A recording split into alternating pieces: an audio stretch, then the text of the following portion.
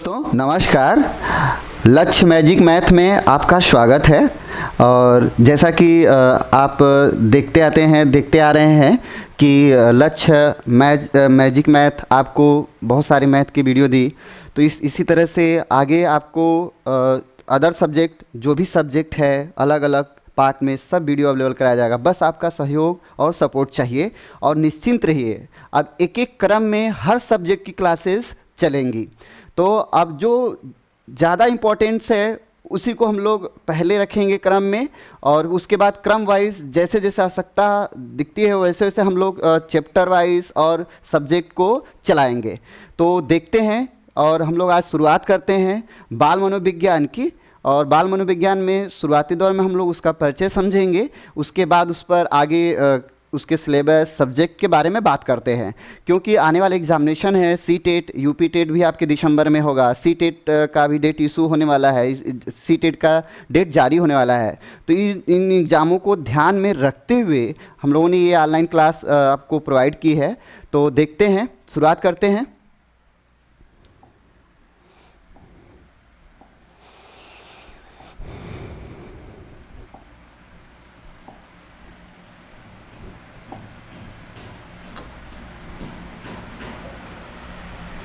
Okay दोस्तों, बाल मनोविज्ञान क्या होता है, तो हम जीरो लेवल से आपको स्टार्ट कर रहे हैं। और जीरो लेवल से का मतलब कि हम बाल मनोविज्ञान की पूरी थीम समझेंगे कि बाल मनोविज्ञान कैसे शुरुआत हुआ और इसकी परिभाषा क्या है, बाल मनोविज्ञान को किस रूप में जाना जाता है। तो हम जीरो लेवल से स्टार्ट कर रहे हैं। ये जीरो लेवल से इसलिए स्टार्ट कर रहे हैं ग्राउंड से कि जो बच्चा अगर शुरुआत से नहीं पढ़ा होगा, जो अभ्यर्थी शुरुआत से नहीं पढ़ा होगा, तो वो इसकी जानकारी प्राप्त कर लेगा। तो आते हैं हम लोग, देखते हैं। दिया है मनोविज्ञान शब्द का शाब्दिक अर्थ। जो मनोविज्ञान शब्द है इसका शाब्दिक अर्थ क्या है, तो शाब्दिक अर्थ में देखते हैं। यहाँ पे दिया है शाब्दिक अर्थ, तो मन का विज्ञान, अर्थात कहा जा सकता है कि मनोविज्ञान अध्ययन की वह शाखा है जो मन का अध्ययन करती है। तो ये मन के मतलब जो हमारे मन स्थिति में जो चलता है, उन बातों का, उस विषय वस्तु का जिसके अंतर्गत हम अध्ययन करते हैं, वो आपका मनोविज्ञान कहलाता है। लेकिन यहाँ पे दिया क्या है, मनोविज्ञान को अंग्रेजी में साइकोलॉजी कहते हैं। तो ये मनोविज्ञान को अंग्रेजी में साइकोलॉजी कहते हैं। साइकोलॉजी शब्द की उत्पत्ति यूनानी भाषा के दो शब्द, पहला शब्द है साइकी और दूसरा शब्द है लोगस, से मिलकर हुई है। तो साइकी और लोगस से मिलकर ये आपका बना हुआ है मनोविज्ञान। साइकी शब्द का अर्थ होता है आत्मा से संबंध अर्थात सूल से, और लोगस शब्द का अर्थ होता है अध्ययन अर्थात स्टडी से। अतः अंग्रेजी शब्द साइकोलॉजी का अर्थ आत्मा का अध्ययन कहलाएगा। अर्थात अगर यूनानी भाषा में देखा जाए तो मनोविज्ञान का अर्थ आत्मा का अध्ययन कहलाता है। अब जरा समझते हैं। प्रारंभ में मनोविज्ञान दर्शन शास्त्र का पार्ट था, मतलब भाग था। जैसे आपको क्वेश्चन पूछता है कि मनोविज्ञान किस विषय से अलग करके बनाया गया है, तो दर्शन शास्त्र, जिसको हम लोग फिलॉसफी बोलते हैं, अंग था। लेकिन दर्शन शास्त्र से अलग होने के प्रयास में मनोविज्ञान के अर्थ में अनेक बार परिवर्तन हुआ। जी दोस्तों, अनेक बार परिवर्तन का मतलब क्या है, जो भिन्न भिन्न मनोवैज्ञानिक आए तो इस पर अपना भिन्न भिन्न मत दिए, जिसके वजह से मनोविज्ञान के अर्थ हमेशा परिवर्तन होते रहे। तो देखते हैं, दिया अर्थात काल चक्र के अनुसार मनोविज्ञान का विषय बदलता गया, अतः मनोविज्ञान का विषय व्यवहार का अध्ययन बना। अर्थात मनोविज्ञान जो है व्यवहार का अध्ययन कहलाया। लास्ट में जो वर्तमान में हम लोग पढ़ते हैं वो व्यवहार का अध्ययन करता है। अर्थात ये कह सकते हैं कि मनोविज्ञान के अंतर्गत व्यवहार का अध्ययन करते हैं। तो कुछ मनोवैज्ञानिकों ने प्राचीन युग में, फिर मध्य युग में, फिर उसके बाद समकालीन में अपने विचार दिए हैं मनोविज्ञान के बारे में। उसके बारे में हम लोग समझते हैं। तो दिया है स्मरणीय तथ्य के रूप में हम लोग देखते हैं मोस्ट इंपॉर्टेंट, यहाँ से क्वेश्चंस आपको आते हैं। पहला इसमें दिया है काल के रूप में प्राचीन या ग्रीक युग। प्राचीन या ग्रीक युग का मतलब कि सबसे पहले मनोविज्ञान के बारे में किसने बात किया, तो प्लेटो और इसके साथ अरस्तु भी हैं। तो प्लेटो और अरस्तु के विचार के अनुसार क्या है, तो मनोविज्ञान का विषय आत्मा का माना है। अर्थात अर्थात मनोविज्ञान का विषय क्या होगा, तो आत्मा होगी। तो इस तरह से मनोविज्ञान का विषय आत्मा हुआ।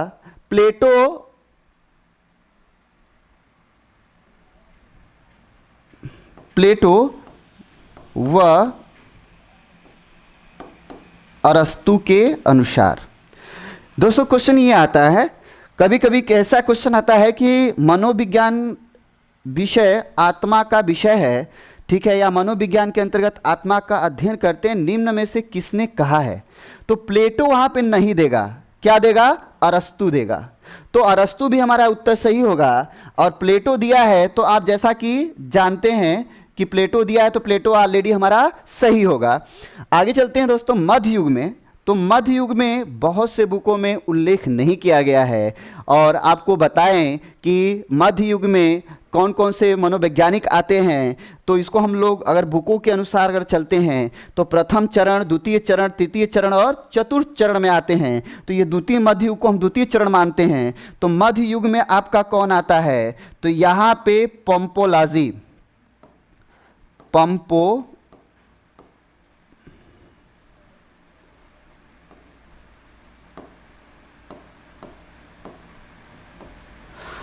लाजी, कामा,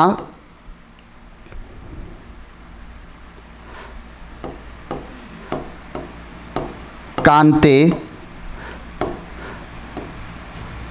कामा, लिबनीज।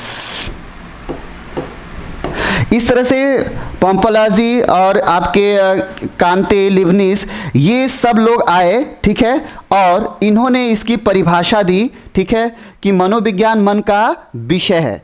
तो इस तरह से ये मनोविज्ञान मन का विषय इन्होंने माना। कांते और लिबनीज, पंपलाजी ने इसको माना कि मनोविज्ञान मन का अध्ययन करता है, अर्थात मनोविज्ञान के अंतर्गत मन का अध्ययन किया जाता है।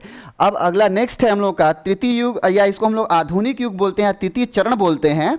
तो तृतीय चरण में विलियम जेम्स और विलियम वुड, ये आपका वुड होगा, या कहीं कहीं दोस्तों आपको वुंट लिखा हुआ आता है, विलियम वुंट आता है।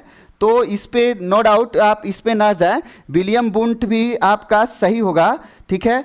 तो इस तरह से विलियम वुड और इनके साथ जेम्स सली, तीन ये मनोवैज्ञानिक आपके हैं जो कि मनोविज्ञान का विषय चेतना को माना है। तो चेतना का मतलब क्या है, आत्मा का मतलब क्या है, मन का, जैसे समझते हैं। तो ये चेतना हुआ, चेतना में क्या है, मन में क्या है और आत्मा में। तो कोई भी हमारा विचार, कोई भी व्यवहार कब उत्पन्न होता है, कहाँ उत्पन्न होता है, तो आत्मा से। और इस नियम के अनुसार, इनके व्याख्या के अनुसार वह बातें किस में आती है, तो फिर वो मन में आती है। और जब मन से आती है तो उस बात और विचार के अनुसार व्यक्ति जागरूक होता है, मतलब चेतनशील होता है।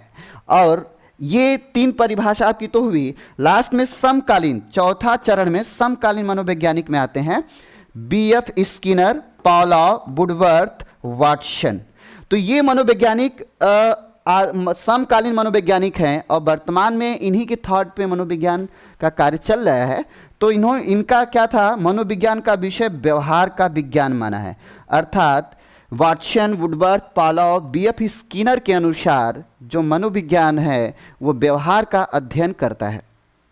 तो इस तरह से अब यहाँ पे बात समझते हैं। आत्मा, कोई भी विचार उत्पन्न आत्मा में होता है, मन में मन के द्वारा प्रतीत होता है, पहुँचता है, फिर चेतना आती है, उसके बाद वो व्यवहार में, जब चेतना आ जाती है किसी बात और विचार को लेकर, तो वो व्यवहार में शामिल होता है, और जिसे हम व्यवहार का विज्ञान माना है मनोविज्ञान को, या व्यवहार के अध्ययन, जिस विज्ञान के अंतर्गत हम व्यवहार का अध्ययन करते हैं वो मनोविज्ञान कहलाता है।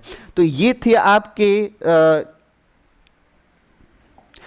आपके मनोविज्ञान के परिभाषा के रूप में था, और ये आपके विचार थे। दोस्तों एक चीज़ आपको बताएं, यहाँ पे जो आपका एक आपका यहाँ पे बनता है, दिखा देते हैं आपको। जैसे अगर आपको पूछता है कि क्रम सही है, तो यहाँ पे आप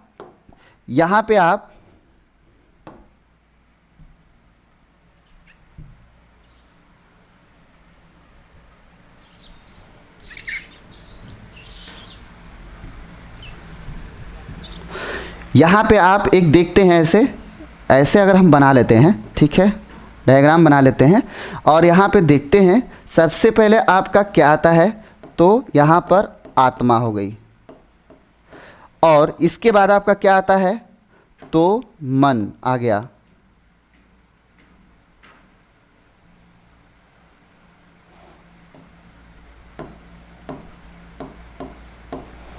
फिर इसके बाद क्या आ गया, चेतना, और लास्ट में क्या आएगा दोस्तों, तो व्यवहार का अध्ययन आएगा। तो इस तरह से आत्मा, मन, चेतना और व्यवहार का अध्ययन, ये डायग्राम के अनुसार क्रम में है और कौन कौन से मनोवैज्ञानिक ने क्या क्या बताया है ये हमने जाना। अब नेक्स्ट हम लोग पॉइंट पे चलते हैं।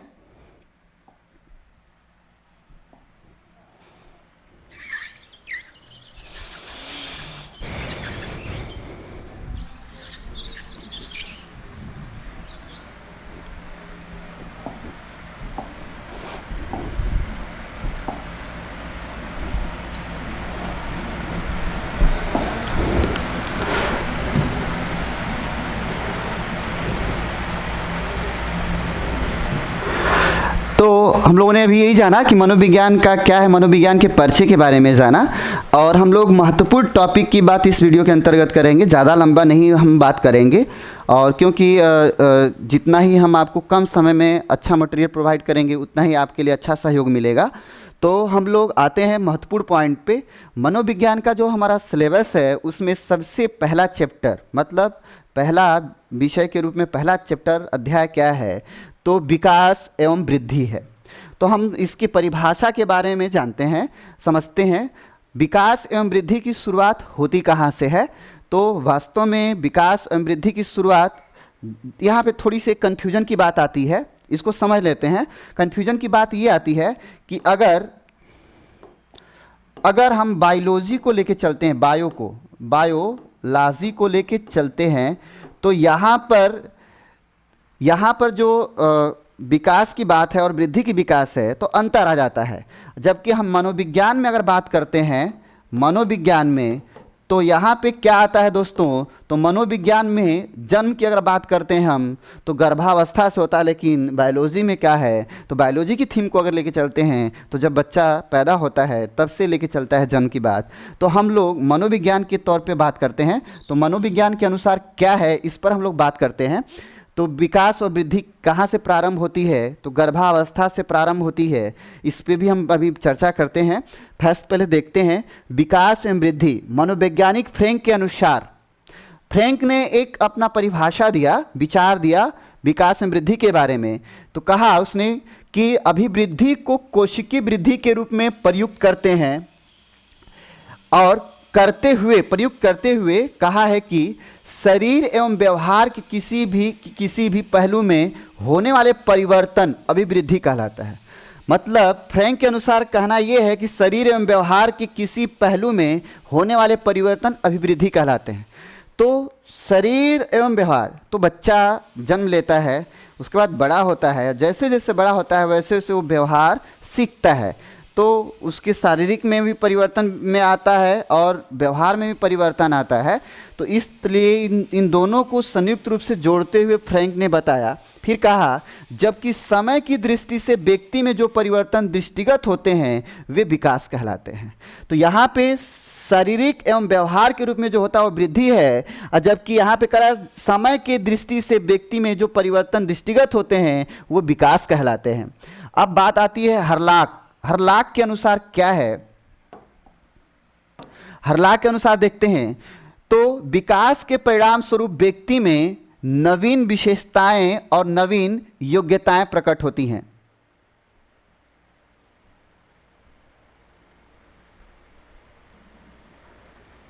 नवीन योग्यताएं प्रकट होती हैं। कहा विकास के परिणाम स्वरूप व्यक्ति में नवीन विशेषताएं और नवीन योग्यताएं। तो दोस्तों बताएं, विशेषताएं का मतलब शारीरिक उसका विकास होगा और प्लस व्यवहारिक विकास होगा, सामाजिक विकास होगा, मानसिक विकास होगा। तो ये उनकी योग्यता में शामिल हो जाता है। आगे चलते हैं। अभिवृद्धि एवं विकास के बारे में समझते हैं, इनके अंतर के बारे में समझते हैं। अभिवृद्धि, दोस्तों अभिवृद्धि को हम इंग्लिश में क्या बोलते हैं इसके बारे में जान लेते हैं। इसको हम लोग ग्रोथ बोलते हैं इंग्लिश में, और इसको ही हम लोग क्या बोलते हैं, वृद्धि बोलते हैं। लेकिन इसकी डिफिनीशन क्या है? वृद्धि जो है जब विकास के साथ चल रही होती है तो उसे हम अभिवृद्धि कहते हैं। छोटा सा एक बस अंतर है। तो आगे चलते हैं। जबकि वृद्धि और अभिवृद्धि को इंग्लिश में हम ग्रोथ ही बोलते हैं। तो अभिवृद्धि के बारे में बात करते हैं। गर्भाशय में भ्रूण बनने के पश्चात जन्म होते समय तक उसमें जो प्रगतिशील परिवर्तन होते हैं वह अभिवृद्धि है। इसमें केवल शारीरिक परिवर्तन होता है।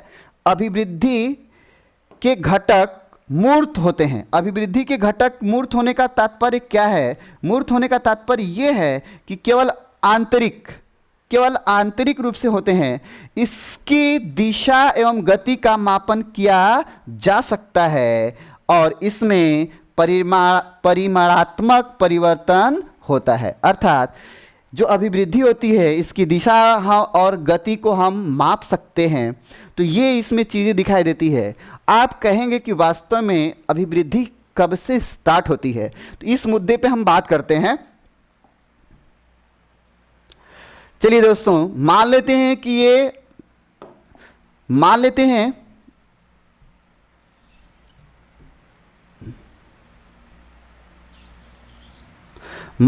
ये माता का गर्भ है। तो दोस्तों जिस दिन फर्टिलाइजेशन की प्रक्रिया होती है, मान लेते हैं 0 डे जो है फर्टिलाइजेशन की, मतलब ओवम और स्पर्म जिस दिन मिलते हैं, ओवम और स्पर्म जिस दिन मिलते हैं तो उस दिन फर्टिलाइजेशन, निषेचन की क्रिया प्रारंभ होती है। निषेचन की क्रिया प्रारंभ होने के 12 से 15 दिन के बीच में अभिवृद्धि प्रारंभ होती है। जबकि विकास जिस दिन ओवम और स्पर्म मिलते हैं, निषेचन की प्रक्रिया प्रारंभ होती है, विकास उसी दिन से प्रारंभ हो जाता है। तो आगे हम इसकी डिफिनेशन समझेंगे। विकास आपकी गर्भावस्था, अर्थात लिखा जाता है, बुकों में लिखा गया है कि जन्म से प्रारंभ होकर जीवन पर्यंत चलता है। जबकि अभिवृद्धि एक निश्चित समय 12वें से 15वें दिन, गर्भावस्था के 12वें से 15वें दिन से प्रारंभ होकर और 21 वर्ष तक चलती है। अर्थात वृद्धि एक निश्चित समय से प्रारंभ होकर एक निश्चित समय के अंदर समाप्त हो जाती है। तो ये वृद्धि का डिफिनेशन था।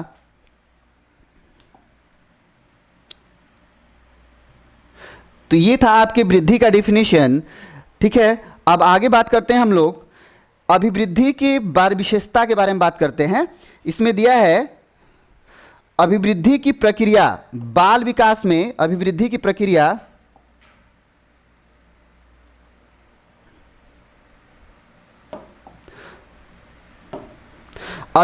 प्रक्रिया बाल विकास में किसी भी बालक में केवल शारीरिक पक्षों से सम्मिलित होती है। क्वेश्चन आता है दोस्तों कि अभिवृद्धि की प्रक्रिया किस रूप में, किस पक्ष में होती है? तो केवल शारीरिक पक्ष में होती है।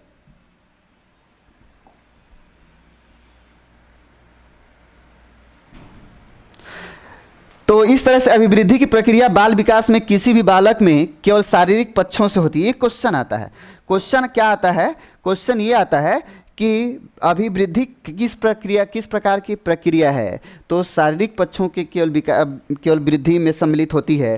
तो इस तरह से आगे चलते हैं। नेक्स्ट पॉइंट है आपका अभिवृद्धि एक निश्चित अवस्था से प्रारंभ होकर निश्चित अवस्था तक चलने वाली प्रक्रिया। दोस्तों ये बात आ गई, जो यहाँ पे बात मैंने अभी बताया है कि एक निश्चित समय गर्भावस्था में 12वें से 15वें दिन से ये प्रारंभ होती है और ये 21 वर्ष बाद समाप्त हो जाती है। अर्थात एक निश्चित समय से प्रारंभ होकर एक निश्चित समय के बाद ये समाप्त हो जाती है। तो इस तरह से ये अभिवृद्धि है। आगे नेक्स्ट देखते हैं अभी।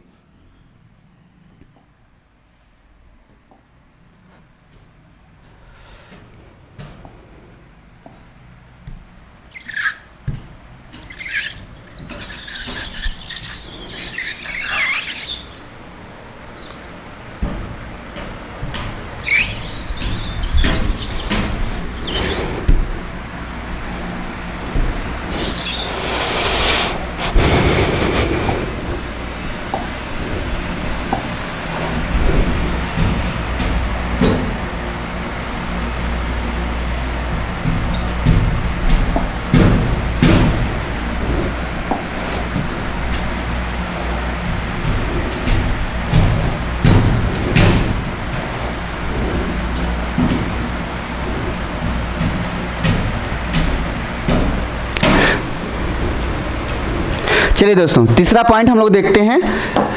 तो इसमें अभिवृद्धि की प्रक्रिया में अभिवृद्धि का दृष्टिकोण एकांकी होता है। एकांकी का मतलब क्या है? तो मतलब केवल ये एक तरफ अभिवृद्धि होती है, इसलिए इसे हम एकांकी कहते हैं। अर्थात केवल में केवल ये शारीरिक रूप से होती है। आगे चलते हैं। अभिवृद्धि की प्रक्रिया के द्वारा किसी भी बालक का परिमाणात्मक रूप अभिव्यक्त होता है। तो इस तरह से परिमाणात्मक रूप अभिव्यक्त का तात्पर्य क्या है? तो यहाँ पे लंबाई, चौड़ाई और आपके ऊंचाई, तो इधर से भी हो सकता है, नीचे से भी हो सकता है, ऊपर से भी हो सकता है। तो ये परिमाणात्मक रूप को अभिव्यक्त करती है। ये दिया है आपका अभिवृद्धि की प्रक्रिया को मापा तोला जा सकता है।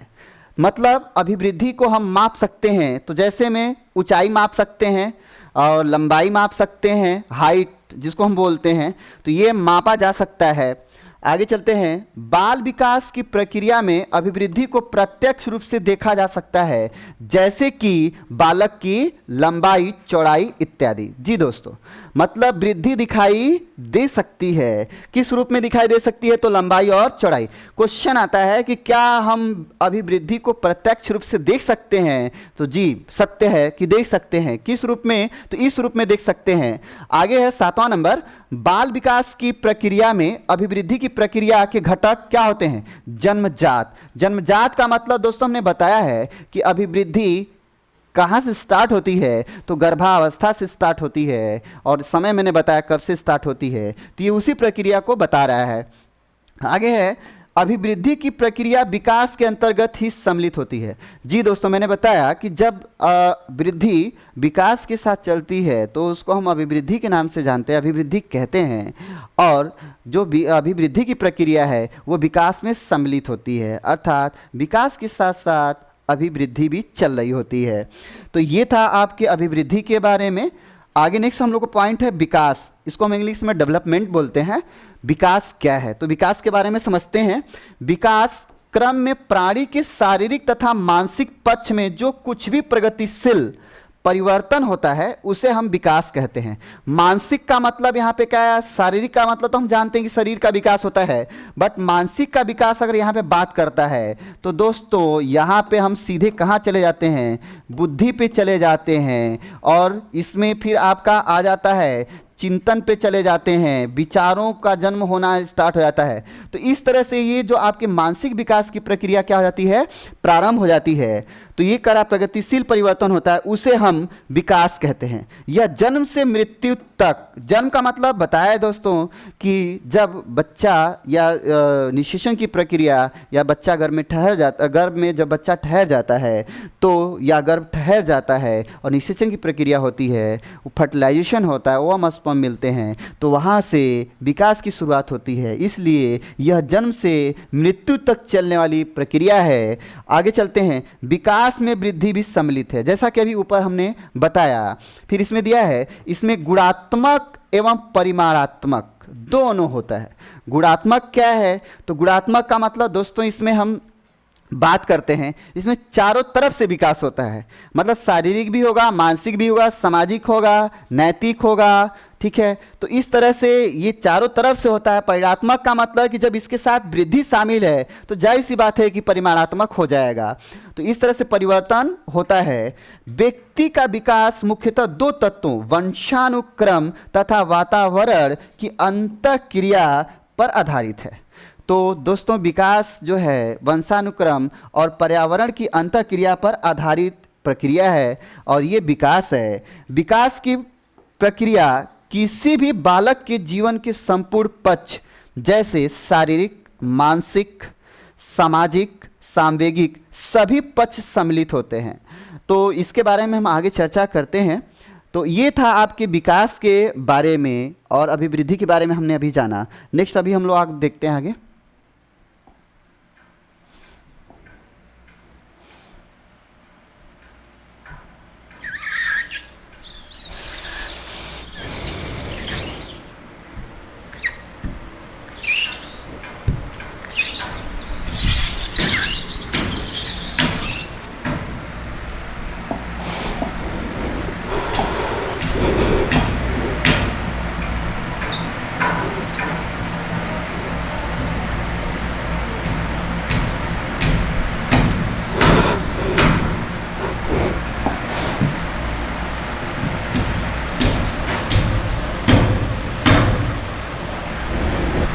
चलिए दोस्तों, विकास के बारे में बात करते हैं। दूसरा पॉइंट, विकास की प्रक्रिया जन्म से प्रारंभ होकर जीवन पर्यंत चलती है। जन्म से प्रारंभ होकर जीवन पर्यंत चलती है।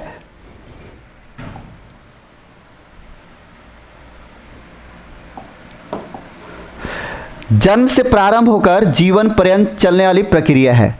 मतलब विकास जन्म से प्रारंभ होता है और जीवन पर्यंत मतलब मृत्यु तक की प्रक्रिया चलती है। इसमें दिया विकास की प्रक्रिया में विकास का दृष्टिकोण सर्वांगीक होता है। सर्वांगी का मतलब क्या है? तो सर्वांगी का मतलब सभी क्षेत्रों में विकास होता है। शारीरिक, मानसिक, संवेगात्मक, नैतिक, सामाजिक, भाषाई, तो ये सभी विकास होते हैं, इसलिए सर्वांगीक होगा। आगे दिया विकास की प्रक्रिया किसी भी बालक के गुणात्मक रूप को प्रदर्शित करता है। तो अभी हम पिछले पॉइंट में भी बताए हैं। आगे चलते हैं, विकास की प्रक्रिया को मापा तौला नहीं जा सकता। जी हाँ दोस्तों, अभिवृद्धि को हम माप सकते हैं लेकिन विकास को माप नहीं सकते। आगे चलते हैं, ये दिया है आपका विकास की प्रक्रिया को प्रत्यक्ष रूप से देखा नहीं जा सकता। तो कौन सी प्रक्रिया होगी नहीं देखा जा सकता? तो दोस्तों आपको बताया नैतिक विकास, सामाजिक जो विकास होते हैं, जो मानसिक विकास होते हैं, उसको हम तो देख नहीं सकते ना, केवल प्रतीत कर सकते हैं, प्रस्तुत कर सकते हैं और किसी के साथ व्यवहार कर सकते हैं, लेकिन देख तो नहीं सकते।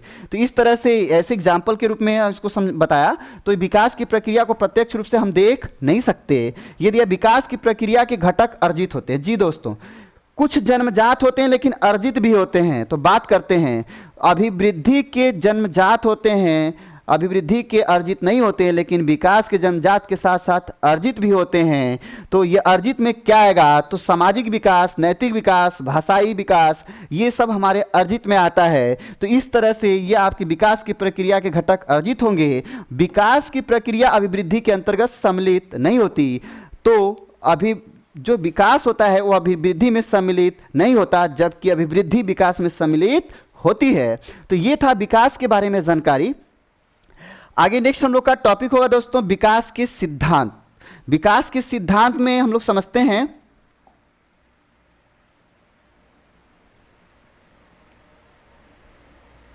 इसमें पहला सिद्धांत है निरंतरता का सिद्धांत।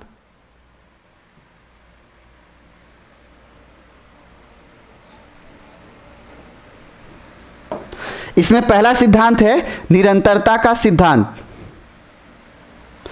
और निरंतरता के सिद्धांत में क्या है इसके बारे में जानते हैं। निरंतरता का सिद्धांत का मतलब है न रुकने वाली प्रक्रिया। न रुकने वाली प्रक्रिया। तो न रुकने वाली प्रक्रिया दोस्तों क्या है? तो न रुकने वाली प्रक्रिया का मतलब ये कि एक बार ये प्रारंभ हुआ तो अंत तक ये चलता रहेगा। तो न रुकने वाली ये प्रक्रिया हो जाएगी। और आप जैसा कि जानते हैं कि विकास जन्म से प्रारंभ होकर मृत्यु पर्यंत मतलब जीवन पर्यंत चलने वाली प्रक्रिया है। तो ये विकास, निरंतर विकास का सिद्धांत, जैसे क्वेश्चन आता है कि किसी बालक का विकास निरंतर गति से चल रहा है, तो ये विकास के किस सिद्धांत में आएगा? तो निरंतर विकास के सिद्धांत में आएगा। इसमें क्या होता है कि बालक, इस सिद्धांत के अनुसार बालक की जो विकास की गति होती है धीमी चाहे मंद गति से निरंतर चल रही होती है। आगे चलते हैं, विकास की विभिन्न गति का सिद्धांत। जी दोस्तों, तो ये विकास की विभिन्न गति का सिद्धांत का तात्पर्य क्या है? तो इसके अंतर्गत क्या होता है कि बालक में जो भी विकास होता है, ठीक है, वो धीमी गति से भी हो सकता है और तीव्र गति से भी हो सकता है। लेकिन हम एक एग्जाम्पल पे समझते हैं। दो बालक एक साथ जन्म लेते हैं और एक ही वातावरण में ये पलते हैं, बढ़ते हैं, लेकिन क्या इसका विकास दोनों का समान होगा? तो कुछ ऐसे विकास होंगे जो समान होंगे, लेकिन कुछ ऐसे विकास होंगे जो एक दूसरे से क्या होंगे? भिन्न होंगे। हो सके कि ये 3 वर्ष में जिस ऊंचाई को प्राप्त करता है ये 5 वर्ष में प्राप्त करे। हो सके कि ये 2.5 साल में ये बोलना प्रारंभ कर दे, लेकिन ये 3 साल में बोलना प्रारंभ करता है। तो ये विकास की विभिन्न गति में मतलब विभिन्नता आ जाती है बालकों में, ठीक है। तो इस तरह से ये विकास की विभिन्न गति का सिद्धांत है। क्वेश्चन आपका बनता है कि किसी भी बालक, 2 बालकों में विकास की प्रक्रिया भिन्न भिन्न गति से हो रही है, तो ये किस सिद्धांत में आएगा? तो विकास के विभिन्न गति के सिद्धांत में। नेक्स्ट है विकास क्रम का सिद्धांत। विकास क्रम का सिद्धांत क्या है? तो इसके बारे में समझते हैं। जैसे इसका एग्जाम्पल समझते हैं, जैसे कोई भी बच्चा होता है आपका 36 माह का अगर कोई बालक है, जैसे 36 माह का 32 से 36 माह का कोई बालक मान लेते हैं, 32 से 36 माह का बालक, ठीक है।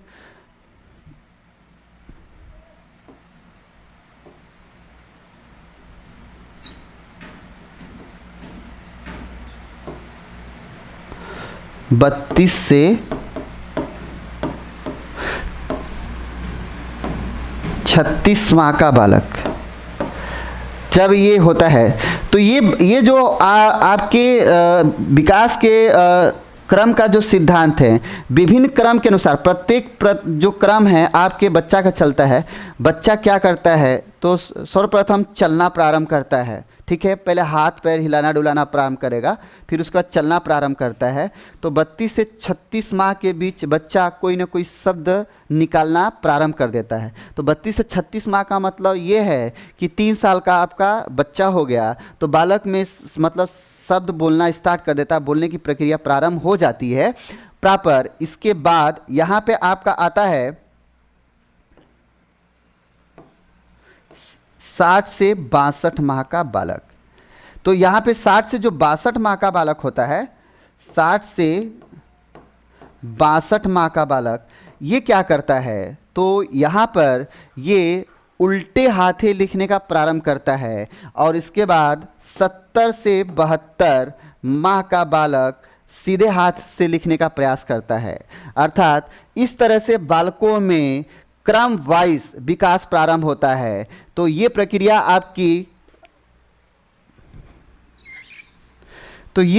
आपके विभिन्न क्रम का सिद्धांत, मतलब फिर से एक बार समझते हैं, विभिन्न क्रम का सिद्धांत में कोई भी प्रक्रिया, चाहे भाषा की प्रक्रिया हो, चाहे बच्चा की गतिक क्रिया हो, कार्य कर रहा हो, हाथ से चलाने की प्रक्रिया हो, चलने की प्रक्रिया हो, क्रम वाइज प्रारंभ होती है और चलती है, जिससे हम विकास के क्रम का सिद्धांत कहते हैं। आगे दिया विकास के दिशा का सिद्धांत।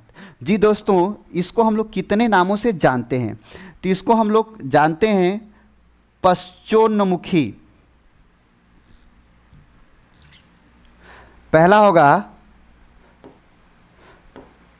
पश्चोन्मुखी,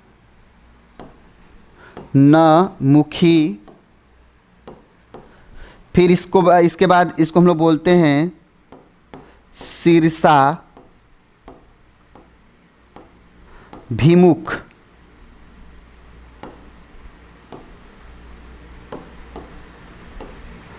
शीर्षाभिमुख, फिर इसको हम लोग बोलते हैं मस्तकाधिमुख।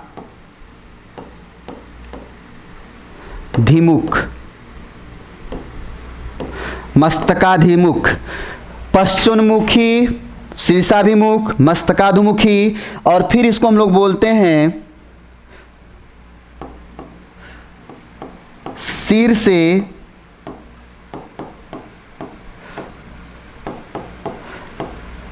पैर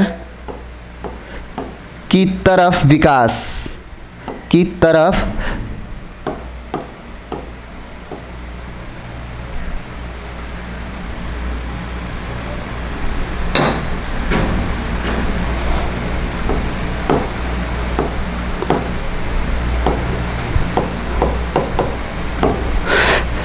चलिए दोस्तों, इसको कितने नामों से जाना जाता है? विकास की दिशा का सिद्धांत, इसको पश्चोन्मुखी के नाम से जाना जाता है, शीर्षाभिमुख के नाम से जाना जाता है, मस्तकाभिमुख के नाम से जाना जाता है, सिर से पैर की तरफ विकास के नाम से जाना जाता है। तो इतने नामों से इसको जाना जाता है। अब बात करते हैं विकास की दिशा का सिद्धांत। तो यहाँ पे एक विचार आता है दोस्तों कि वास्तव में ये सिद्धांत कहता क्या है, तो इसके बारे में जानते हैं। जैसे कोई भी बालक गर्भ में होता है, तो मान लेते हैं कि ये बालक है।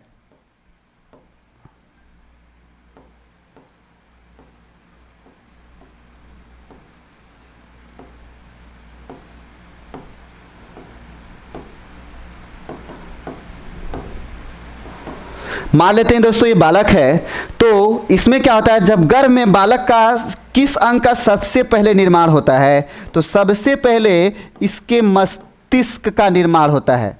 मस्तिष्क का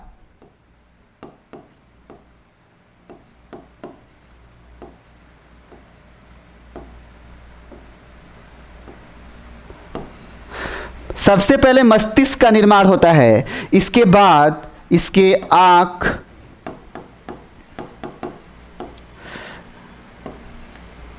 मुख, धड़, हाथ, पैर।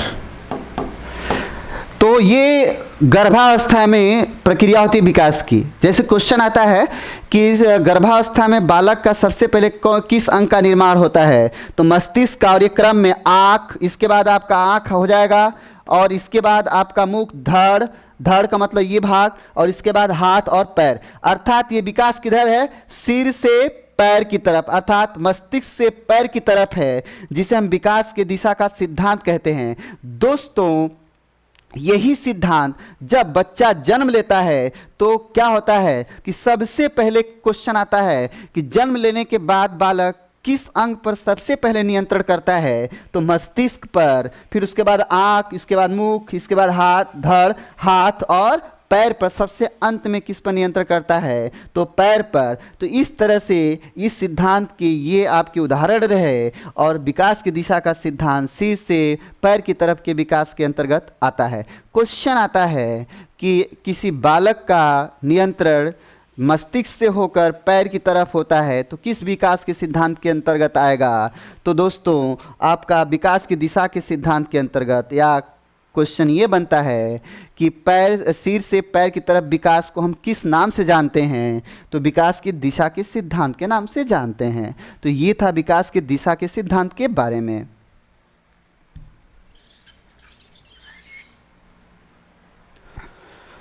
नेक्स्ट हम लोग का होगा विकास के एकीकरण का सिद्धांत। इसको हम एग्जाम्पल तौर पे बताते हैं। इसमें क्या होता है, बच्चा अपने पूरे अंगों को एक बार में संचालन में लाता है, उसके बाद फिर बारी बारी से हाथ हिलाना, ये दोनों हाथ हिलाने की प्रक्रिया होती है, फिर उसके बाद पैर हिलाने की प्रक्रिया होती है। तो मतलब इसमें ये कहने का तात्पर्य है कि एकीकरण के सिद्धांत में बालक क्या करता है? तो पहले अपने सभी पूरे शरीर के अंगों को संचालन में लाता है, उसके बाद शरीर के एक एक भाग को संचालन में लाता है, जिसे हम एकीकरण के सिद्धांत के अंतर्गत रखते हैं। जैसे एक एग्जाम्पल, ये चीज़ें हैं और बच्चा अब इसको तुरंत ऐसे उठा नहीं ले सकता, इसको पहले छुएगा, छूने के बाद इसको ऐसे उठाने का प्रयास करेगा, ऐसे। अब नहीं उठता है तो ये क्या करेगा? दोनों हाथ लगा के इसको उठा लिया। तो ये एकीकरण के सिद्धांत के एग्जाम्पल हुए। अर्थात एकीकरण में ये है कि बच्चा अपने पूरे शरीर के संचालन को एक बार में लाता है, फिर उसके बाद धीरे धीरे अपने पूरे शरीर के एक एक भागों को संचालन में लाता है, जिसे एकीकरण के सिद्धांत में हम रखते हैं। क्वेश्चन आता है कि एक बालक है जो अपने पूरे शरीर को एक बार में संचालन में ला के फिर अपने एक एक अंगों को संचालन में लाता है, जो किस विकास के सिद्धांत के अंतर्गत आएगा? तो विकास के एकीकरण के सिद्धांत के अंतर्गत आएगा। नेक्स्ट है परस्पर संबंध का सिद्धांत। जी दोस्तों, इस पे एक महत्वपूर्ण आपको बात बतलाना चाहेंगे। परस्पर संबंध का सिद्धांत क्या है? तो देखते हैं, ये आपका शारीरिक विकास हुआ, और इसके बाद आपका मानसिक हुआ, इसके बाद आपका संवेगात्मक हुआ,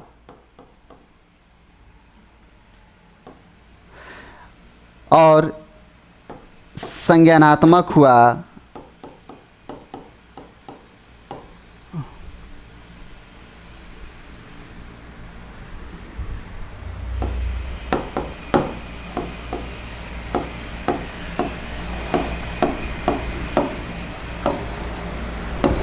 संज्ञानात्मक हुआ, सामाजिक हुआ।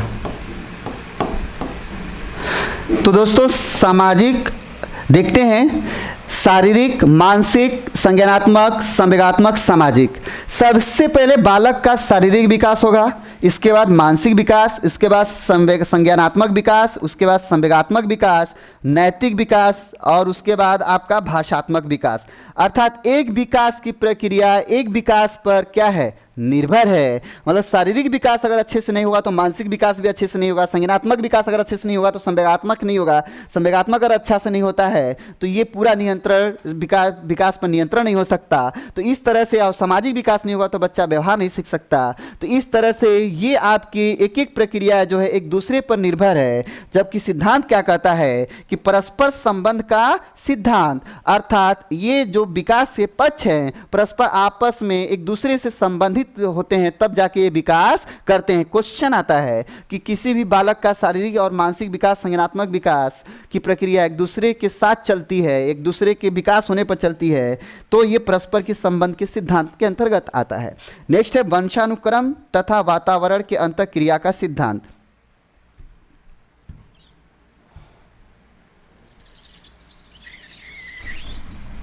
चलिए इसको हम लोग एक उदाहरण पे, एग्जाम्पल पे समझते हैं। तो यहाँ पे हम लोग समझते हैं वंशानुक्रम क्या है। तो वंशानुक्रम के बारे में अगर हम यहाँ पे समझते हैं तो वंशानुक्रम हो गया भाई, और यहाँ पे देखते हैं, यहाँ पे ये पिता हो गया,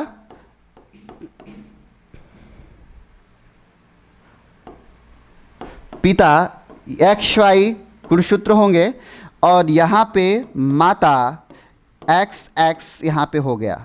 अब यहाँ पे इनसे प्राप्त एक संतान हो गई, ठीक है, तो यहाँ पे संतान हुआ। अब जानते हैं वंशानुक्रम, तो वंशानुक्रम किसके माध्यम से हस्तांतरित होता है? तो वंशानुक्रम की सबसे छोटी इकाई आपकी जीन्स होती है। जीन्स के माध्यम सबसे, वंशानुक्रम की सबसे छोटी इकाई जीन्स होती है।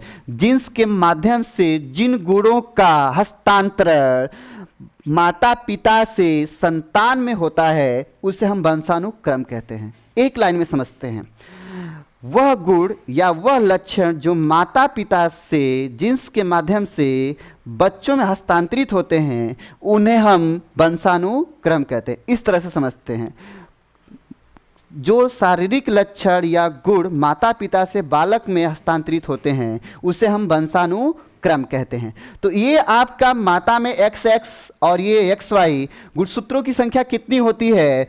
तो यहाँ पे 23 गुणे 2 बराबर कितना हो गया? 46 गुणसूत्र होते हैं माता में भी और पिता में भी। तो इस पर हम चर्चा नहीं करते, हम अपने काम की बात करते हैं यहाँ पर। तो इस तरह से माता और पिता से प्राप्त जो लक्षण या गुण होते हैं जो संतान में प्रवेश करते हैं वो वंशानुक्रम के माध्यम से होते हैं, अर्थात वो हस्तांतरण की प्रक्रिया को ही हम वंशानुक्रम कहते हैं। अब यहाँ पे समझने की बात यह है,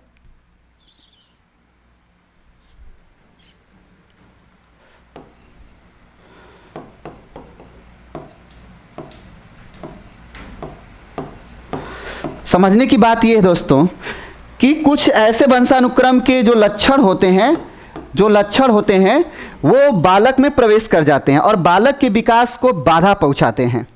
अर्थात अगर वंशानुक्रम अधिक भी हो गया, वंशानुक्रम के लक्षण अधिक भी हो गए तभी विकास प्रभावित होगा, और वंशानुक्रम के लक्षण कम होते हैं तभी विकास प्रभावित होगा।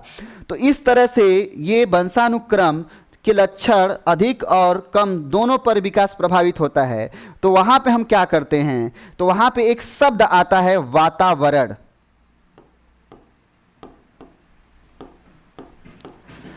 दोस्तों वातावरण क्या है तो इसके बारे में समझते हैं।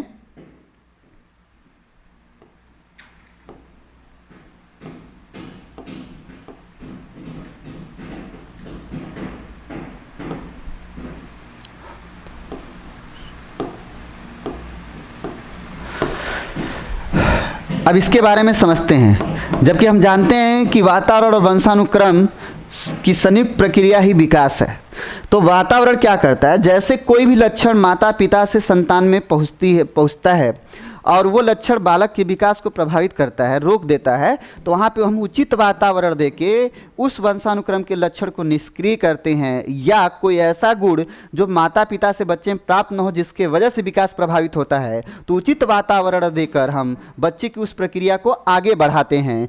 तो दोस्तों यहाँ पे वंशानुक्रम और वातावरण की ये अंतःक्रिया का सिद्धांत हुआ, अर्थात किसी भी बालक का विकास वातावरण और वंशानुक्रम के दोनों संयुक्त प्रक्रिया के माध्यम से होता है, जिसे हम वंशानुक्रम तथा वातावरण की अंतःक्रिया का सिद्धांत कहते हैं।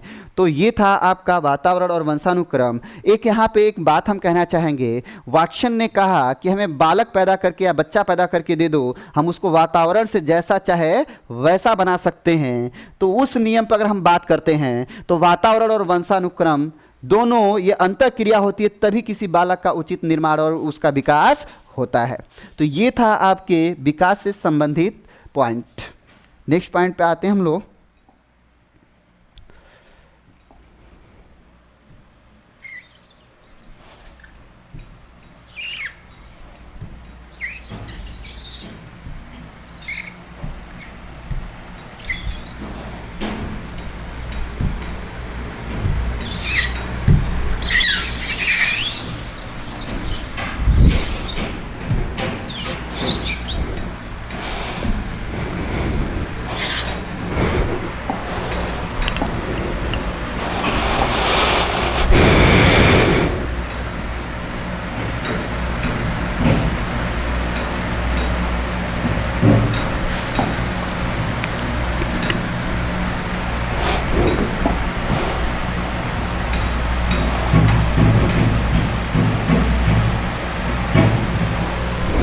नेक्स्ट हम लोग का टॉपिक होगा दोस्तों वृद्धि एवं विकास को प्रभावित करने वाले कारक। प्रभावित का सेंस क्या होता है? बहुत से बच्चे एग्जामिनेशन में शब्दों का मनोविज्ञान में अर्थ स्पष्ट नहीं कर पाते, जिसकी वजह से उत्तर गलत कर जाते हैं।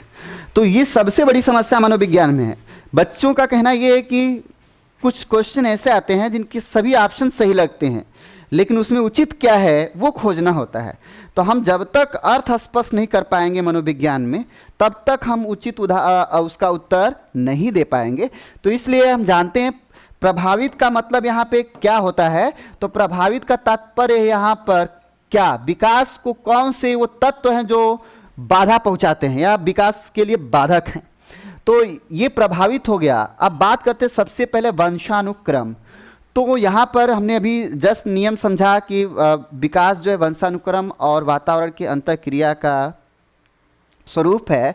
तो इस तरह से ये आपका वंशानुक्रम, मतलब वंशानुक्रम अभी हमने बताया कि वंशानुक्रम के कुछ लक्षण ऐसे होते हैं जो माता पिता से हस्तांतरित होते हैं और वो बच्चे के विकास में बाधा पहुंचाने लगते हैं, जिसके वजह से बच्चे का विकास उचित विकास नहीं हो पाता, या हो सके कि वो लक्षण जो विकास के लिए आवश्यक हैं वो नहीं उसमें बच्चे में हस्तांतरित हुआ, जिसके वजह से बालक का विकास रुकने लगा।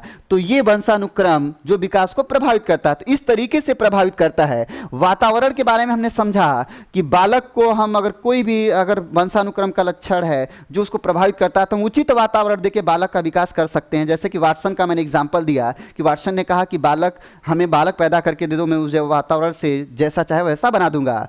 तो वातावरण, अब यहाँ पे बात ये आती है कि इस वातावरण में क्या है। तो यहाँ पे समझते हैं दोस्तों,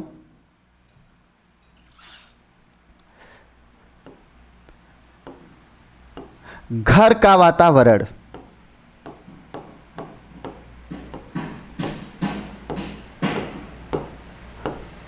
फिर यहां पे समझते हैं पास पड़ोस का वातावरण,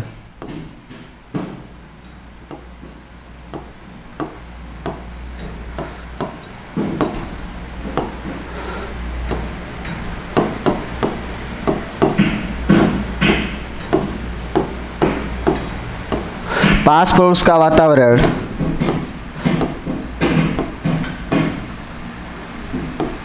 विद्यालय का वातावरण,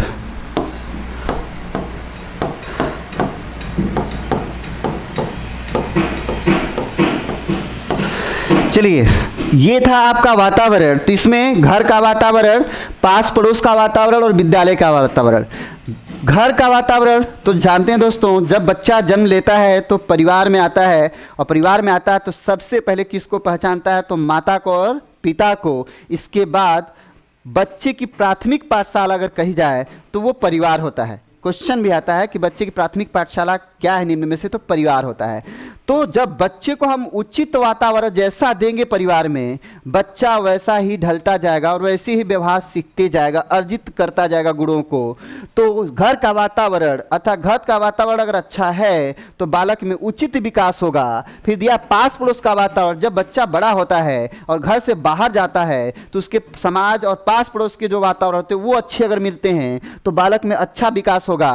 और विद्यालय का वातावरण, जब विद्यालय जाने लायक बच्चा होता है और विद्यालय में जाता है तो विभिन्न विचारों के, विभिन्न समाज से बच्चे आते हैं जो वहाँ पे उनके विचारों का आदान प्रदान होता है। और जब आदान प्रदान होता है तो वहाँ पे बच्चे को ये जरूरी जानना होता है कि कौन सा विचार हमें ग्रहण करना है। तो विद्यालय का अगर उचित वातावरण, अच्छा वातावरण है तो विद्यालय से बच्चा बहुत कुछ सीखता है। तो ये तीनों वातावरण इस वातावरण में शामिल है, अर्थात बच्चा घर के अंदर भी, बाहर भी और विद्यालय में भी है। अगर सभी जगह उचित वातावरण मिलते हैं तो उसका विकास उचित होगा, जैसा चाहेंगे वैसा होगा। अगर इनमें से किसी भी एक वातावरण में कमियां आती हैं, वातावरण अच्छा नहीं मिलता है, तो उस क्षेत्र में बच्चे का विकास वातावरण के द्वारा प्रभावित होगा। तो वातावरण अच्छा अगर होगा तो बच्चे का विकास उचित होगा। ये दिया है बुद्धि। बुद्धि क्या है? तो बुद्धि भी एक फैक्टर है।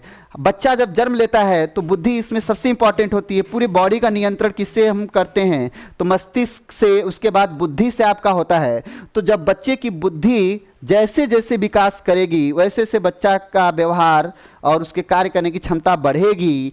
और यहाँ पर बुद्धि अगर कमज़ोर है, बुद्धि विकसित नहीं हो पाती है, तो बच्चा का विकास कहीं ना कहीं प्रभावित जरूर होगा। नेक्स्ट है अंतःस्रावी ग्रंथियाँ। ये ग्रंथियाँ हैं, हम शैशवावस्था में बात करेंगे ओडिपस ग्रंथि की और आपके इलेक्ट्रा ग्रंथि की बात करेंगे, तो वहाँ पर हम ग्रंथियों के बारे में चर्चा करें। कुछ ग्रंथियाँ ऐसी होती हैं जो बालक में डेवलप समय से नहीं हो पाती, विकास नहीं कर पाती, और जिसकी वजह से बालक का विकास नहीं हो पाता। तो इस तरह से अंतःस्रावी ग्रंथियाँ भी जिम्मेदार होती हैं।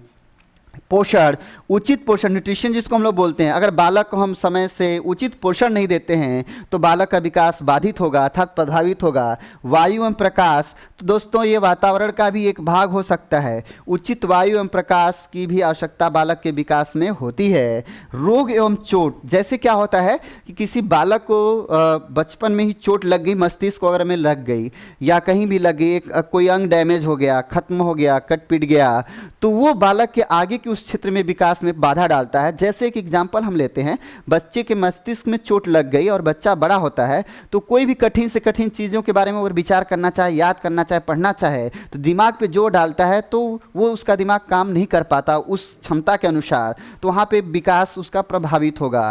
तो इस तरह से रोग एवं चोट ये आपके सबसे इम्पोर्टेंट में भी आता है, लेकिन सबसे इम्पोर्टेंट आपका वंशानुक्रम और वातावरण है कि विकास को निम्न में से, अगर क्वेश्चन आपको दोस्तों आता है तो हम यहाँ पे कैसे समझेंगे, इसको समझते हैं। अगर बात करता है कि क्वेश्चन निम्न में से विकास को प्रभावित करने वाले महत्वपूर्ण फैक्टर क्या है, तो निम्न में से विकास को प्रभावित करने वाले महत्वपूर्ण फैक्टर में ए, बी, सी और डी क्या मारेंगे हम, मतलब क्या हम आंसर करेंगे, तो जान लेते हैं। हम वंशानुक्रम करते हैं। अगर वंशानुक्रम आपके ऑप्शन में नहीं है दोस्तों तो हम क्या करेंगे, वातावरण करेंगे। बहुत से बुकों में वातावरण को भी दिया है, तो नो डाउट बहुत से एग्जामिनेशन में भी दिया है, आंसर वातावरण किया गया है, तो वातावरण भी आपका सही होगा। तो अगर दोनों साथ देता है तो दोनों होगा, और वंशानुक्रम पहले होगा, फिर वातावरण, फिर इसके बाद बुद्धि, लिंग। तो जैसे क्रम में आपको दिया रहेगा वैसा आपको ऑप्शन चुनना होगा। तो सबसे पहले हम अगर ये ऑप्शन देता है तो वंशानुक्रम, अगर वंशानुक्रम नहीं तो वातावरण होगा ही होगा। तो दोनों साथ में देता है तो दोनों होगा। तो ये था आपके वृद्धि एवं विकास को प्रभावित करने वाले कारक। नेक्स्ट हम लोग चलते हैं विकास के पक्ष। विकास के कितने पक्ष होते हैं दोस्तों? तो 5 होते हैं। शारीरिक विकास होता है, मानसिक विकास होता है, संज्ञानात्मक विकास होता है, संवेगात्मक विकास होता है, सामाजिक विकास होता है। तो शारीरिक में क्या होता है, तो बच्चे की ऊंचाई, लंबाई और शरीर में वृद्धि ये सब शामिल है। लेकिन मानसिक विकास में क्या होता है, तो बच्चा में सोचने, समझने, विचार करने की क्षमता उत्पन्न होती है मानसिक विकास में, संज्ञानात्मक विकास में क्या होता है? तो यहाँ पे बच्चा एक एक प्रक्रिया को सीखने का प्रयास करता है और वो जो भी प्रक्रिया करता है तो अपने अंदर उसको समाहित करते चला जाता है संज्ञानात्मक विकास में। तो इसमें चिंतन आ जाएगा, अधिगम आ जाएगा और इसमें प्रत्यक्षण आ जाएगा, जो प्रत्यक्ष रूप से दिखता है, तो मूर्त चिंतन भी इसमें आ जाएगा। तो ये सभी ये बातें संज्ञानात्मक विकास में होता है, अर्थात संज्ञान। तो मतलब इसमें सब चीज़ आ जाता है। तो बच्चा जब संज्ञान में ले लेता है तो मतलब जागरूक होने लगता है बातों से और विचारों से। संवेगात्मक विकास, संवेग क्या है? तो संवेग का मतलब कि हम भूख, प्यास, निद्रा ये बच्चे में उत्पन्न होती है, तो ये संवेगात्मक विकास के अंतर्गत आता है। सामाजिक विकास क्या है? तो हम जो व्यवहार सीखते हैं समाज में, वो सामाजिक विकास के अंतर्गत आता है। दोस्तों, सामाजिक विकास की जगह पर क्या आ सकता है ये समझते हैं। एग्जामिनेशन में सामाजिक विकास की जगह पर नैतिक विकास भी दे सकता है, तो ये भी सही होगा। और मानसिक विकास की जगह संज्ञानात्मक विकास दे सकता है, तो ये भी सही होगा। और क्वेश्चन आया हुआ है कि निम्न में से सही क्रम में कौन है? तो शारीरिक, मानसिक, संज्ञानात्मक, उसके बाद संवेगात्मक, सामाजिक। दोस्तों, ये तो 5 हुए, लेकिन बहुत से बुकों में आपको मिलेगा कि भाषात्मक विकास भी होता है।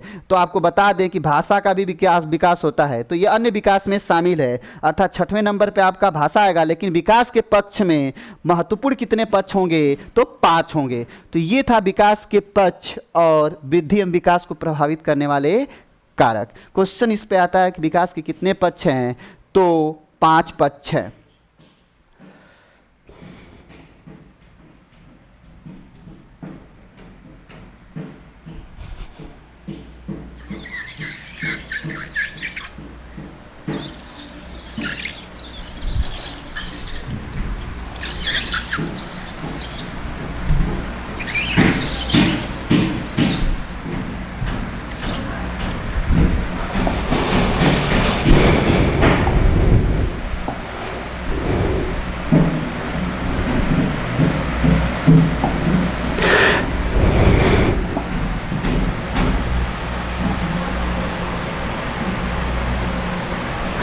ओके दोस्तों, हम लोग अब क्वेश्चन की बात करते हैं।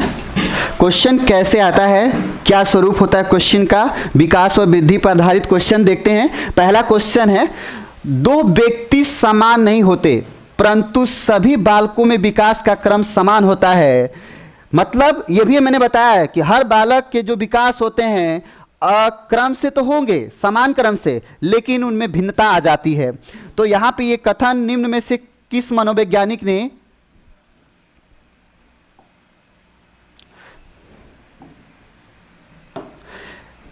यहां कथन निम्न में से कौन मनोवैज्ञानिक का है? तो दोस्तों, गेशल ने यह बात कही है। गेशल मतलब 2 व्यक्ति समान नहीं होते परंतु सभी बालकों में विकास का क्रम समान होता है, ये किसने कहा है? तो गेशल ने कहा है। तो ये था आपका पहला क्वेश्चन। नेक्स्ट क्वेश्चन पे बात करते हैं।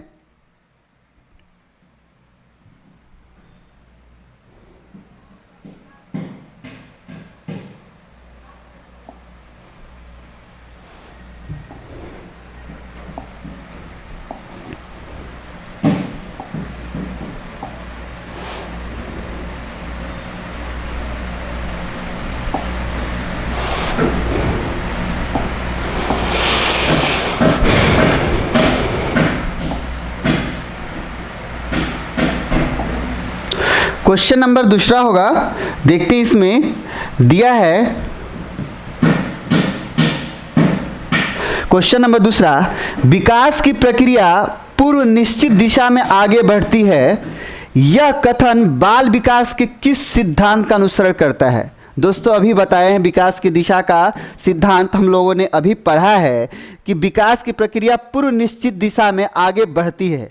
मतलब जो पहले विकास हुआ होता उसी पे आधारित आगे, अर्थात मस्तिष्क से की ओर से पैर की तरफ के विकास को, अर्थात एक दिशा से दूसरी दिशा की तरफ होता है। तो ये किस सिद्धांत में आएगा? तो विकास की दिशा के सिद्धांत में आएगा। और इसको हम लोग विकास की दिशा के सिद्धांत में रखते हैं। तो ये मोस्ट इंपॉर्टेंट क्वेश्चन, एकीकरण का सिद्धांत क्या होता है तो बताए हैं आपको, और व्यक्ति विभिन्नता का सिद्धांत क्या होता है, तो हर व्यक्ति में जो विकास होता है भिन्न भिन्न प्रकार से होते हैं। और निरंतरता का सिद्धांत क्या होता है, तो विकास एक निरंतर प्रक्रिया से चलती है, जिसको हम निरंतरता के सिद्धांत के अंतर्गत रखते हैं। नेक्स्ट क्वेश्चन देखते हैं दोस्तों।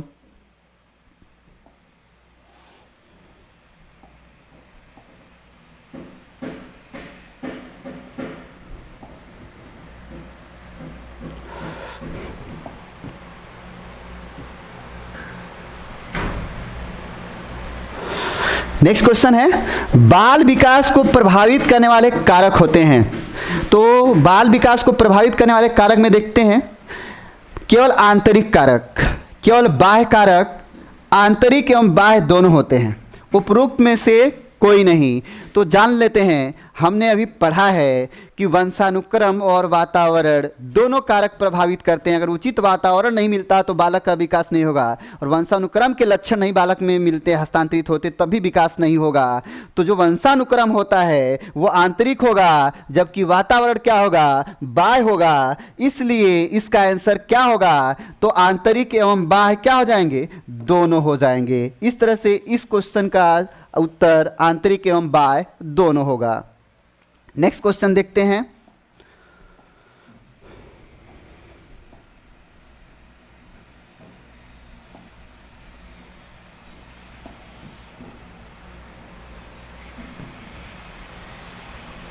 क्वेश्चन है, निम्नलिखित कथनों पर विचार कीजिए। बाल मनोविज्ञान के अंतर्गत बालकों के व्यवहार, स्थितियों एवं समस्याओं से संबंधित तथ्यों का अध्ययन किया जाता है। दूसरा दूसरा भाग है, बाल मनोविज्ञान बालकों के व्यक्तित्व विकास को समझने में सहायता करता है।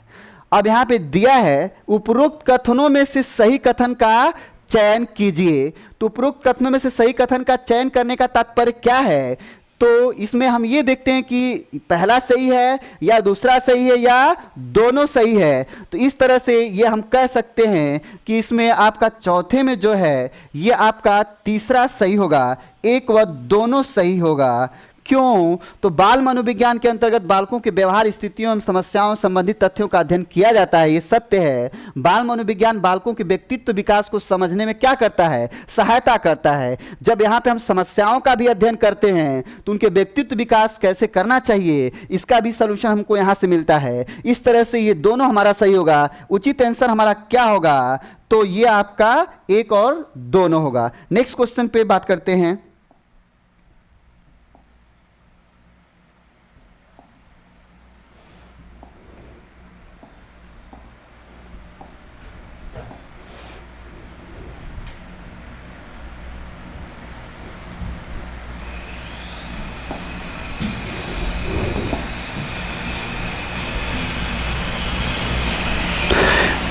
देखिए दोस्तों नेक्स्ट क्वेश्चन है, पांचवा क्वेश्चन। इसमें हम लोग बात करते हैं, निम्नलिखित कथनों के बारे में विचार कीजिए। तो यहां पे दिया है, विकास जीवन पर्यंत चलने वाली प्रक्रिया है, ये सही है। ये दिया है, विकास की प्रक्रिया मां के गर्भ से प्रारंभ होती है तथा मृत्यु पर्यंत चलती है। तो यहां पर ये आपका दूसरा ऑप्शन होगा, विकास की प्रक्रिया मां के गर्भ से प्रारंभ होती है तथा मृत्यु पर्यंत चलती रहती है। ये दिया, विकास की प्रक्रिया एकीकरण के सिद्धांत का अनुसरण नहीं करती है। विकास की प्रक्रिया एकीकरण के सिद्धांत का अनुसरण नहीं करती है। अब यहाँ पे उचित हमें जानना है कि क्या होगा, तो इस क्वेश्चन का आंसर हम समझते हैं। यहाँ पे देखिए, विकास की प्रक्रिया एकीकरण के सिद्धांत का अनुसरण नहीं करती है, जबकि हम पढ़े हैं कि विकास की प्रक्रिया एकीकरण के सिद्धांत का अनुसरण करती है। तो ये ऑलरेडी हमारा क्या हो गया, गलत। क्यों गलत हुआ, तो यहाँ पे नहीं शब्द लगने की वजह से क्या हो गया, गलत हो गया। तो ये हमारा ऑप्शन तो इसी तरह से कट गया। बचा क्या, दो, विकास जीवन पर्यंत चलती है, विकास की प्रक्रिया मां के गर्भ से प्रारंभ होती है, जैसा कि हम जानते हैं। तो ये आपके 1 और 2 किस ऑप्शन में होगा दोस्तों, तो ये आपका ऑप्शन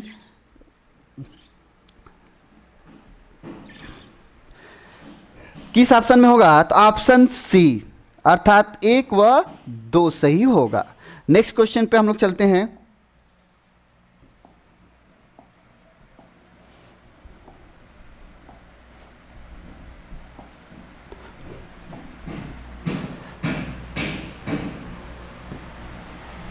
नेक्स्ट क्वेश्चन है छठवां क्वेश्चन, बाल विकास का निम्नलिखित में से कौन सा सिद्धांत यह बताता है कि बालकों का विकास उसके डैश डैश के अनुरूप होता है। अब यहां पे बात ये आती है कि इसमें से कौन सा सिद्धांत होगा। कह रहा है कि बाल विकास का निम्नलिखित में से कौन सा सिद्धांत यह बताता है कि बालकों का विकास उनके अनुरूप होता है। तो पहला दिया निरंतरता का सिद्धांत के अनुरूप होता है, दूसरा दिया है विकास के क्रम की एकरूपता के। तो निरंतरता के सिद्धांत में क्या होता है, अनुरूप की बात कर रहा है। तो निरंतरता का सिद्धांत यही कहता है कि निरंतर चलती है प्रक्रिया, और विकास का क्रम का सिद्धांत क्रम की एकरूपता का सिद्धांत का मतलब ये होता है कि बालक एक एक करके एक एक गतिविधि करते हुए आगे बढ़ता है। जबकि यहां पे दिया व्यक्तिक अंतर का सिद्धांत, यहां पे दिया व्यक्तिक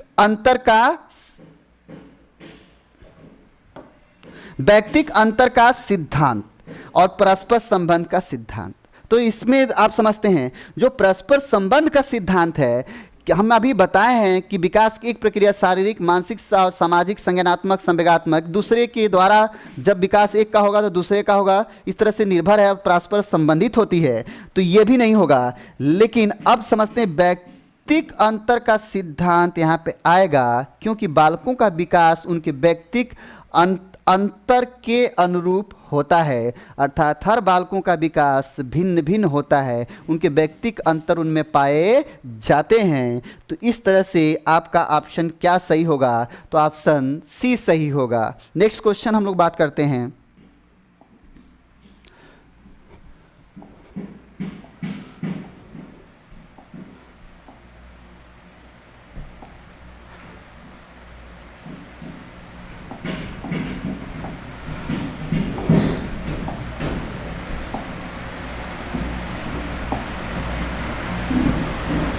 चलिए देखिए, दिया सातवां क्वेश्चन, बालक के व्यक्तित्व के सर्वांगीण विकास के लिए यह आवश्यक है कि उसके डैश डैश की जानकारी शिक्षकों को हो। किसका हो भाई? तो अभी हम लोगों ने विकास के बारे में समझा है, ठीक है, और विकास किन किन पहलुओं से होकर गुजरता है समझा है। तो कह रहा है बालक के व्यक्तित्व के सर्वांगीण विकास के लिए यह आवश्यक है कि जानकारी शिक्षक को हो। तो किस चीज की जानकारी हो? पहली बात करते हैं, उसके मित्रों की जानकारी होगी। तो मित्रों की जानकारी की अगर हम बात करते हैं तो क्या मित्र के जानकारी के द्वारा हम पता कर सकते हैं कि बालक कैसा है? तो नहीं पता कर सकते ना। मित्र के बारे में जानकारी प्राप्त करने से कोई मतलब नहीं है। फिर दिया कक्षा के साथियों से हम जानकारी प्राप्त करते हैं, तो ये भी नहीं होगा। शिक्षक के कक्षा के साथियों से प्राप्त करेगा तो वास्तव में तो उस बालक का प्राप्त करना है ना। मित्रों से, साथियों से क्या है?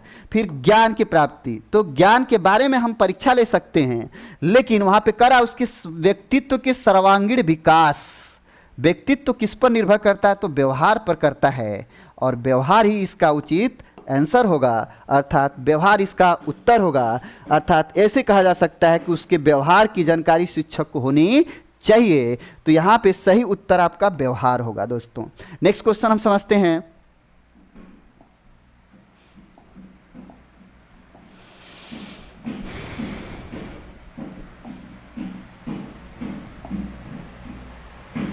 चलिए दोस्तों, ऐसे क्वेश्चंस प्रायः अब एग्जामिनेशन में सी टेट के एग्जामिनेशन में पूछे जाते हैं, और यूपी टेट के भी एग्जामिनेशन में पिछली बार आपको पूछा था। इसको हम लोग मैचिंग या मिलान का क्वेश्चन कहते हैं। तो दिया है सुमेलित कीजिए। दिया इसमें बाल मनोविज्ञान, फिर निरंतरता का सिद्धांत, व्यक्तिक विभिन्नता का सिद्धांत, एकीकरण का सिद्धांत। दोस्तों इसमें ट्रिक होता है, और इसको हम लोग समझने का प्रयास करते हैं कि इन ऐसे क्वेश्चन जब आए तो हम क्या करें। आप प्रॉपर किसी एक के बारे में, एक टॉपिक मतलब किसी एक के बारे में अगर आपको नहीं क्वेश्चन आ रहा है, तो एक और दो के बारे में अगर जान जाते हैं, दो आपका इसमें से सही हो रहा है, तो तीसरे पे आप गौर करेंगे तो ऑलरेडी आपका फैसला आ सकता है कि इसमें कौन सा मैच करेगा। तो इस तरह से ये आपका मिलाते हैं हम लोग। तो जो आपका बाल मनोविज्ञान ए वाला है वो आपका क्या है? बालकों के व्यवहार का अध्ययन करता है। तो हम इसको मैच कराते हैं।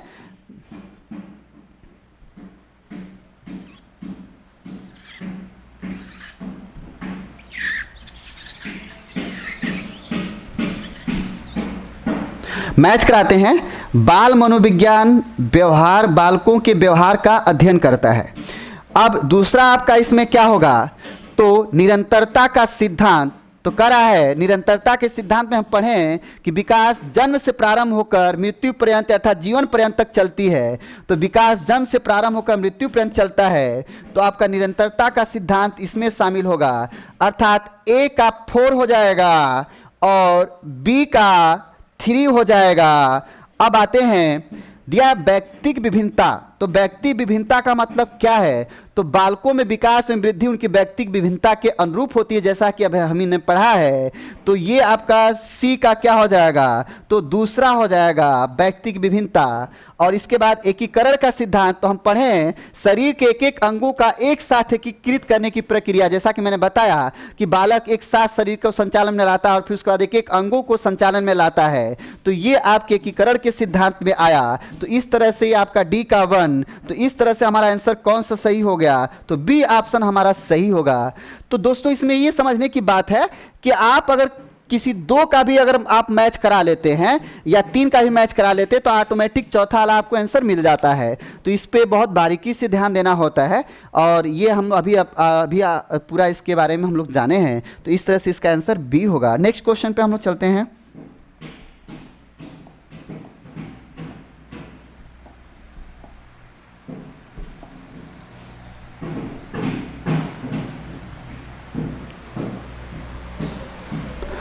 नेक्स्ट क्वेश्चन होगा, निम्नलिखित कथनों के बारे में विचार कीजिए। तो यहां पे दिया है पहला, बालकों के आनुवांशिक गुण उसकी वृद्धि एवं विकास को प्रभावित करते हैं। तो बालकों के आनुवांशिक गुण उसके वृद्धि एवं विकास को प्रभावित करते हैं, तो सही है। हम लोगों ने जब वंशानुक्रम और आपके वातावरण की बात कही थी तो वहां पे उसके बाद आनुवांशिक गुण तो उसको प्रभावित करेगा ही भाई। फिर दिया है निम्न सामाजिक आर्थिक स्थिति बालकों के विकास में अवरोध का कार्य करती है। यह भी सही है। सामाजिक, यहां पे बात कर रहा है सामाजिक आर्थिक। तो दोस्तों हम जानते हैं सामाजिक आर्थिक का मतलब यहां पे क्या होता है, तो इसके बारे में हम लोग जानते हैं। सामाजिक आर्थिक का तात्पर्य यहां पे किससे है? तो सामाजिक का मतलब सामाजिक व्यवहार, आर्थिक का मतलब क्या हुआ? तो अगर आर्थिक रूप से मजबूत नहीं तो उसको हम उचित पोषण शिक्षा नहीं दे पाते, जिसके वजह से उसका किसी न किसी एक क्षेत्र का, शैक्षिक क्षेत्र या सामाजिक क्षेत्र का विकास, उचित सामाजिक उसको वातावरण नहीं मिलता और आर्थिक रूप से उसको हम मजबूत नहीं करते, अर्थात पोषण नहीं दे पाते, समय समय पर उसकी देख रेख और उसको संसाधन नहीं दे पाते, तो आर्थिक रूप से होगा। तो यहाँ पे कह रहा है कि सामाजिक आर्थिक स्थिति बालकों के विकास में अवरोध करती है, तो ये भी सही होगा। प्रायः देखते हैं आप कि जो पुअर फैमिली के बच्चे होते हैं, बचपन में उनको खाने के लिए नहीं मिल पाता, क्या कारण होता है? तो आर्थिक अभाव के कारण उनको उचित पोषण माँ बाप दे नहीं पाते, जिसकी वजह से बच्चा कुपोषण हो जाता है और विकास नहीं कर पाता। आगे नेक्स्ट है, विकास की प्रक्रिया सामान्य से विशिष्ट नियमों पर अनुसरण करती है। तो ये सत्य है, विकास की प्रक्रिया सामान्य, मतलब बच्चा में कोई भी प्रक्रिया होती है पहले धीमे धीमे सामान्य रूप से स्टार्ट होती है, छोटी छोटी चीज़ें, फिर उसके बाद वो विशिष्ट रूप में रूप धारण करती है और बड़े लेवल पर वो विकास करना प्रारंभ हो जाती है। तो इस तरह से ये आपके तीनों हमारे सही होंगे। इसका उचित आंसर क्या होगा? तो डी होगा। ये सभी सही होंगे। तो इस तरह से इस क्वेश्चन का आंसर आपके इनमें से सभी सही होंगे, डी ऑप्शन सभी। नेक्स्ट क्वेश्चन पे चलते हैं दोस्तों।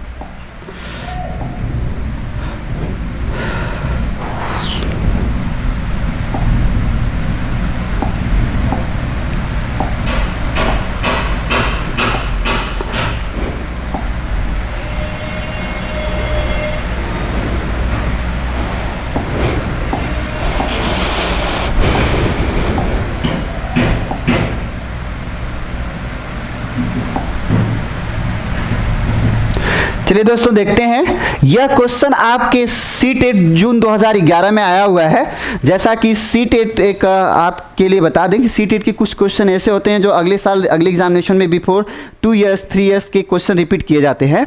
तो इस पर हम चर्चा करते हैं। निम्नलिखित में से कौन सा विकास का सिद्धांत है? तो पढ़ते हैं, यह निरंतर चलने वाली प्रक्रिया नहीं है। ठीक है, तो यहाँ पे बात कर रहा है कि कौन सा सिद्धांत है की बात कर रहा है। तो यहां पे कह रहा है कि ये निरंतर चलने की वाली प्रक्रिया नहीं है। तो यहाँ पे कर आज निरंतर चलने वाली प्रक्रिया नहीं है जबकि है, तो नहीं है का तात्पर्य क्या है, तो ये ऑलरेडी क्या हो गया हमारा, गलत हो गया। फिर यहाँ पे दिया है विकास सभी प्रक्रियाएं अंतः संबंधित नहीं है, तो अंतः संबंधित हैं, विकास की प्रक्रिया अंतः संबंधित होती है, तो यहां पे भी ये भी क्या हो गया, गलत हो गया। का सभी की विकास दर समान नहीं होती है, तो ये सत्य ये भी नहीं है। सभी करा कि सभी के विकास दर समान नहीं होती, तो ये सत्य है कि सभी के विकास दर समान नहीं होती। हर बालक का विकास क्या होता है, अलग अलग होता है, दर समान उनकी। जैसे मैंने आपको एग्जाम्पल दिया था कि कोई भी बच्चा जैसे दो बच्चे साथ में जन्म लेते हैं तो वो अलग अलग माहौल में या अलग अलग वातावरण में ना होकर एक ही वातावरण में होते हैं, तो उनका विकास, वातावरण एक ही होगा, भोजन एक ही होगा, देख रेख एक ही होगी, लेकिन फिर भी उनका विकास क्या हो जाता है, भिन्न हो जाता है। तो सभी के विकास दर समान नहीं होते, यही हमारा आंसर क्या हो जाएगा, सही होगा। जबकि विकास हमेशा रेखीय होता है, तो ये हमारा आंसर क्या हो जाएगा, गलत। इस तरह से आपका आंसर सही क्या होगा, तो सी, कि सभी के विकास दर समान नहीं होते। ओके दोस्तों,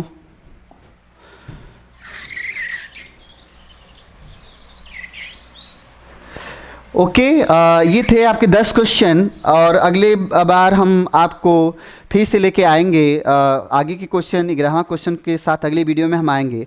वीडियो अगर अच्छी लगी हो दोस्तों तो लाइक और सब्सक्राइब जरूर करिएगा, और लक्ष्य मैजिक मैथ में आपका मतलब बता दें कि सपोर्ट का और सहयोग की ज़रूरत है, और इसमें आपने सहयोग और सपोर्ट किया तो आपको अच्छी से अच्छी वीडियो हम प्रोवाइड करेंगे, अच्छे अच्छे मटेरियल से संबंधित क्वेश्चन और टॉपिक पे हम प्रोवाइड करेंगे, जिससे कि आपको एग्जामिनेशन में भरपूर सहायता मिले और सफलता आपको मिले। Thank you so much. मैं प्रवीण सर।